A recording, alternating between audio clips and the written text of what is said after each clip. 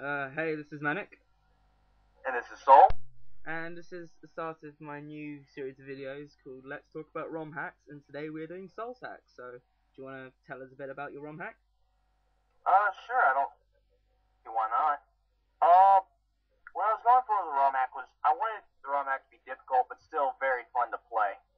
And I'm hoping that got through to everyone that's played the game, at least. Uh, I wanted to have a little of a Super Mario World feel, but still feel like a ROM hack, and it's more challenging than the original. Yeah, I mean, Uh, it's definitely challenging, but it's fun at the same time, which is always nice. I mean, you get these ROM hacks that aren't fun, but they're really challenging, and I mean, I don't see the point of them being made, but it's really nice when you find a ROM hack that's difficult, but fun. exactly, and that's what I was trying to go for originally. Uh, the thing is, when I made the first level, I initially put the bullet bill cannons there in order for the idea was you to race against them. Yeah. But I underestimated Mario's speed, and he ended up outrunning the fuck out of them without any. Yeah. So I figured if I'm gonna do a racing level, then I'm gonna have to figure out what to race against. And it came down to the idea, the best thing I could choose is something that Mario can never get away from: time. Yeah. I want to do a racing level mainly because I've seen way too many ROM hacks that are just like a Yoshi feed puzzle, jumping puzzles, stuff like that. Stuff like, oh, here's like 4 jumps, all of them are the same thing.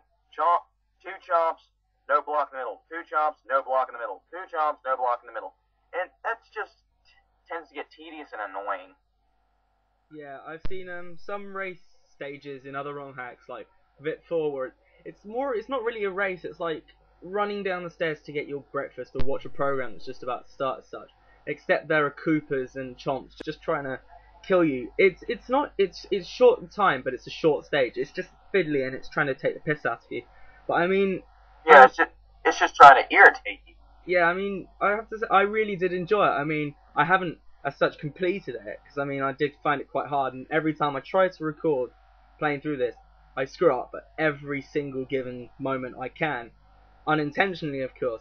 But it's still, nonetheless, it's a joy to play. Well, I'm glad to hear that. And on the note of it being a little too difficult in a way, I've heard this from a couple different people. It's extremely difficult, and I heard the recommendation several times and eventually did it. When I went back, I added about 3 or 4 seconds onto the clock more for a little more leeway for those last couple seconds that you can get in there, no problems. Yeah. Really, and if you make a small fuck up, shit happens, you know.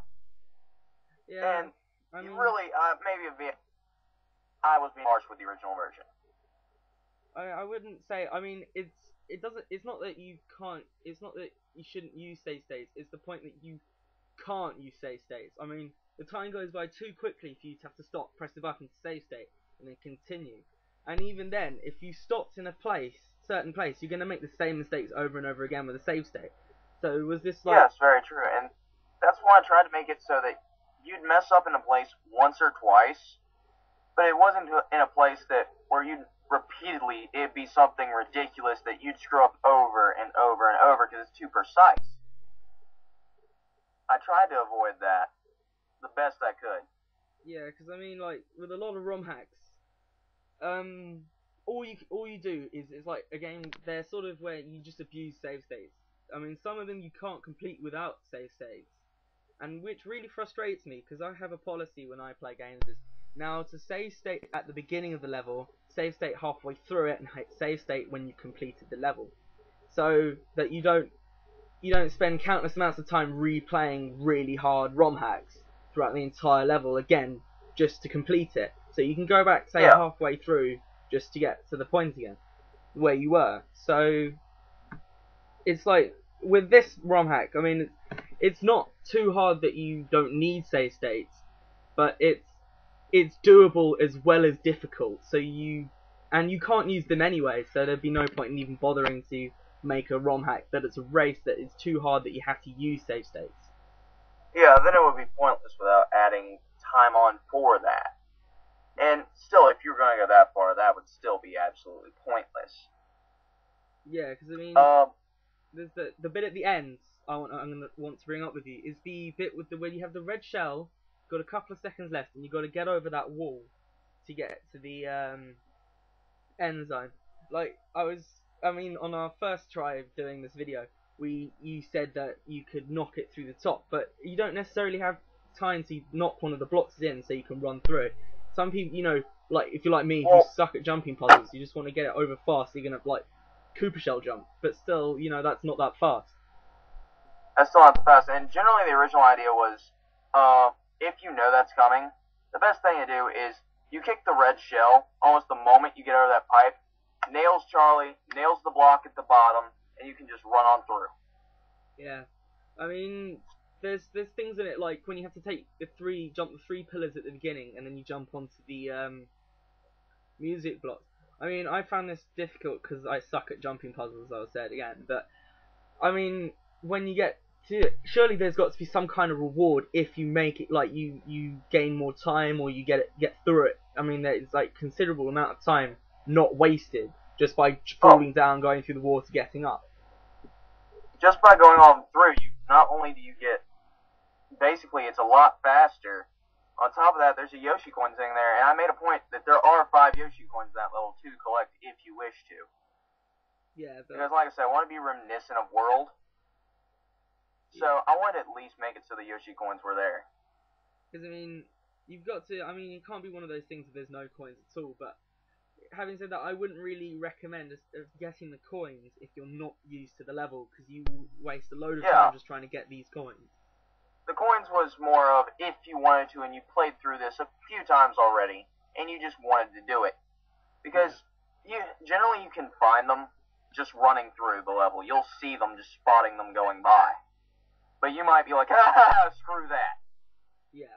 There's even a moon in the level, if you manage to make it. It's past the second big bullet bill, past those 3 note blocks. Yeah. When you're running up there and there's that hill, if you go up that hill, there's a few note blocks there that you can jump. Yep. If you make all those jumps perfect, there's a moon you can clip right there and it'll give it to you. An extra 3 lives. Just for, the sake of getting it. Though on occasion a bullet bill will come by and actually help you do it unintentionally. Just pop off that and it lands you on the platform perfectly. So it's kind of an Easter egg as such, because you don't know it's there, but you just go out of your way to find it. In a way. I mean, it's definitely enjoyable for how short it is. Now, you mentioned to me earlier that there's a second level in the mission. So what is that really about? Because I know it's a yellow switch palace, but what do you actually have to do? The second level is the house in which it's a P-switch puzzle. There's a Koopa that immediately kicks a shell at you that he might kill you at the very beginning, but he won't get you a second time. There's no way. Yeah. Unless you royally fuck up by accident. But it's a P-switch puzzle. You get a blue and a silver P-switch. The blue one you need to actually make it so you can get to the pipe, and the yellow one clears out some piranha plants just before the pipe. So you have to hit the blue P-switch and carry the silver one with you. It can be difficult, but it's quite doable and not way too hard to figure out. I mean, that's nice. Not like these annoying puzzles that are just there to waste your time. And then when you finally get through it, there's like a absolute clusterfuck of enemies trying to stop you from getting through. And once you get through that first room, it's just a straight run to the palace. It's to the switch. No tricks, no nothing. Awesome. I thought about adding in something there, like a bonsai bill fly you at the last second or something, but I didn't decide to. Yeah. But I'm going to have to stop it here because we're running out of time. I mean, this has been Manic. And this is Soltaker 21. Enjoy the rest of your week. Alright, bye. And if you play it, I hope you enjoy the ROM hack. Yeah.